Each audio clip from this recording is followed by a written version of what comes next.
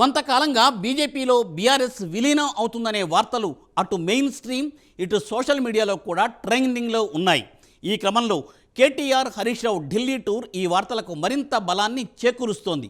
అయితే ఇదంతా కూడా కేసీఆర్ మైండ్ గేమ్లో భాగమే అంటున్నారు రాజకీయ పండితులు. రాష్ట్రంలో బీఆర్ఎస్ దూకుడు పెంచడానికి, బీజేపీ సైలెంట్ అవ్వడానికే కేసీఆర్ ఈ ఫీలర్ వదిలారనే టాక్ కూడా వినిపిస్తోంది. ఇప్పుడు ఎప్పుడైతే ఈ టాక్ బయటకు వచ్చిందో అప్పటి నుండి స్టేట్లో బీజేపీ నేతలు నోరు ఎత్తటం లేదు.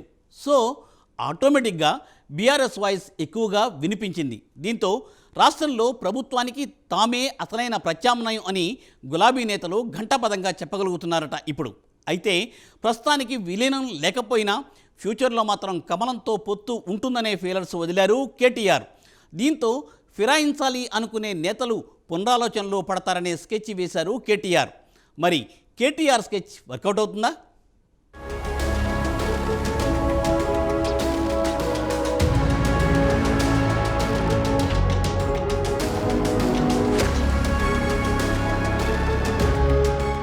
రాజకీయాలు విచిత్రంగా ఉంటాయి. సీనియర్ నేతలకు తప్ప మిగతా వారికి అస్సలు అర్థం కావు. ఎవరెప్పుడు ఏ పార్టీలో ఉంటారో తెలియదు. ముఖ్య నేతలు ఎలాంటి ఎత్తులు వేస్తారో తెలియదు. ఒక్కోసారి కావాలనే ఫీలర్ ఇచ్చి నేతల నాడిని పసిగడతారు. ఈ విషయంలో కేసీఆర్కు తిరుగులేదన్నది తెలంగాణలో సీనియర్ నేతల మాట. కేసీఆర్ రాజకీయాలు మామూలుగుండవు. ప్లాన్ వేశారంటే ఎలాంటి నేతనైనా ఆయన బుట్టలో పడాల్సిందే. ఈ విషయాన్ని తెలంగాణలో కాకలు తీరిన రాజకీయ నేతలు అప్పుడప్పుడు చెబుతుంటారు. ఈ క్రమంలో కేటీఆర్ కొన్ని సంచలన విషయాలు బయటపెట్టారు. బీఆర్ఎస్ పార్టీ విలీనంపై క్లారిటీ ఇచ్చేశారు. బీజేపీతో చీకటి ఒప్పందం ఉంటే 5 నెలలు కవిత జైల్లో ఉండేదా అని ప్రశ్నించారు. కవిత బెయిల్ కోసమే ఢిల్లీకి వెళ్తే బీజేపీతో చీకటి ఒప్పందాలు చేసుకున్నారంటూ జరుగుతున్న ప్రచారానికి ఫుల్ స్టాప్ పెట్టేశారు. ఈ విషయం బీజేపీ నేతలకు బాగానే అర్థమయ్యింది.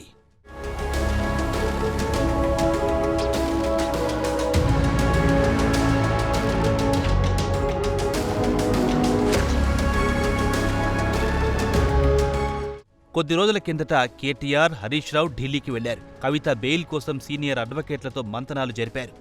అదే సమయంలో బీఆర్ఎస్ నుంచి ఓ ఫీలర్ బయటికొచ్చింది. బీజేపీలో విలీనం కోసం బీఆర్ఎస్ కీలక నేతలు చర్చలు జరుపుతున్నారని అందులో సారాంశం. ఆ విషయం లీక్ చేసిందే బీఆర్ఎస్ నేతలు. పైగా దానికి కాంగ్రెస్ నేతలకు లింక్ చేసే ప్రయత్నం చేశారు కేటీఆర్. ఇదంతా కేసీఆర్ మార్క్ రాజకీయాలని అంటున్నారు కాంగ్రెస్ నేతలు. తెలంగాణ బీజేపీ నేతలను ఏమాత్రం నోరెత్తకుండా కేసీఆర్ వేసిన ప్లాన్లో భాగమేనన్నది కాంగ్రెస్ నేతల మాట. ఈ క్రమంలో కొద్ది రోజులుగా బీజేపీ నేతలు సైలెంట్గా ఎందుకుంటున్నారని అంటున్నారు. ఒకప్పుడు బీజేపీ నేతలు ఒంటి కాలిమీది లేచి కారు పార్టీపై విరుచుకుపడేవారు. ఇప్పుడు వారంతా సైలెంట్ అయ్యారు. మరి దీనికి కారణమేమిటన్నది అసలు ప్రశ్న. నిప్పులేనిదే పొగరాదని, కేసీఆర్ మార్క్ రాజకీయాలంటే ఇలానే ఉంటాయని అంటున్నారు కాంగ్రెస్ వాదులు.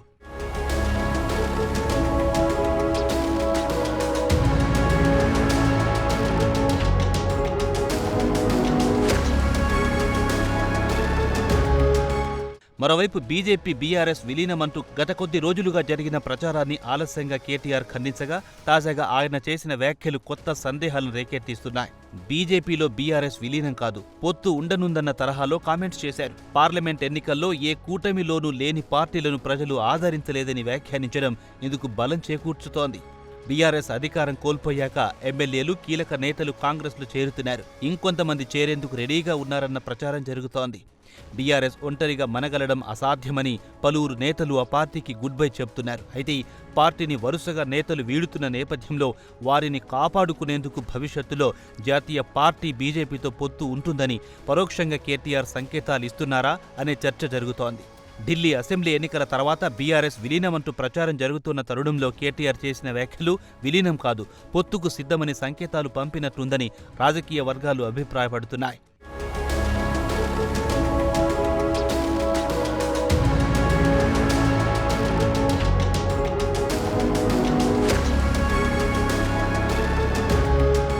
ఇంకోవైపు బీఆర్ఎస్ బీజేపీ మధ్య దోస్తానా ఉందన్నది ఇప్పుడు కాదు, 10 ఏళ్ల నుంచి నడుస్తున్న చర్చ. ఇలాంటి మాటలొచ్చిన ప్రతిసారి మీడియా ముందుకొచ్చి వివరణ ఇచ్చుకోవడం కూడా గులాబీ పార్టీ నేతలకు పరిపాటిగా మారిపోయింది.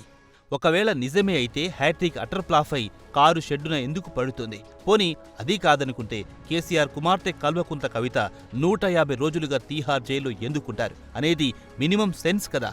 అయినా సరే ఈనాటి ఈ బంధం ఏనాటిదో అని కాంగ్రెస్ నేతలు మీడియా ముందుకొచ్చినప్పుడల్లా ఇష్టానుసారంగా మాట్లాడుతూనే ఉన్నారు.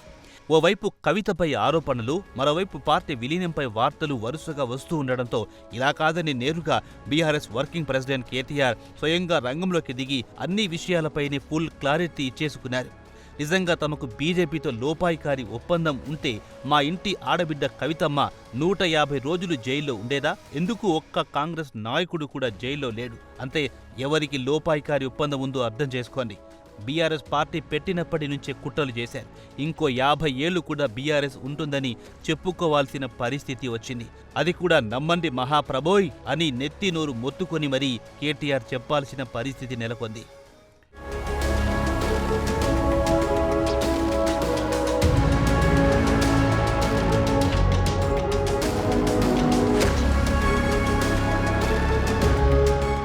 కవిత తనకు చెల్లెలు, సోదరుడిగా బీఆర్ఎస్ వర్కింగ్ ప్రెసిడెంట్గా ఢిల్లీకి వెళ్లి కలిస్తే తప్పేంటి? ఆ మాత్రానికే ఢిల్లీ పెద్దలతో సంబంధాలుంటాయని అనుకోవడం తప్పు కదా అని ప్రశ్నించారు కేటీఆర్. ఒకవేళ సీక్రెట్ బేరాలు చేసుకుంటే ఇవాళ ఈ పరిస్థితులు ఉండేవా? అయినా తమకంత అవసరం లేదని చెప్పుకొచ్చారు. ఇంటి ఆడబిడ్డను జైల్లో పెడితే బీజేపీపై కొట్లాడుతూనే ఉన్నాం అన్న విషయాన్ని గుర్తు చేశారు. పార్టీ నేతలు మాయం కావాలని చాలా మంది కోరుకుంటున్నారని, కానీ ఇదేమీ ఇప్పటినుంచి కాదు, బీఆర్ఎస్ స్థాపించిన నాటి నుంచే ఉందని, ఎవ్వరూ ఆందోళన చెందాల్సిన అక్కర్లేదని, బరాబర్ పార్టీ ఉంటుందని కేటీఆర్ తేల్చి చెప్పేశారు. ఇంత చెప్పిన తర్వాత కూడా బీఆర్ఎస్ని ముడిపెట్టి రాసే వార్తలు ఆగుతాయో లేదో చూడాలి మరి.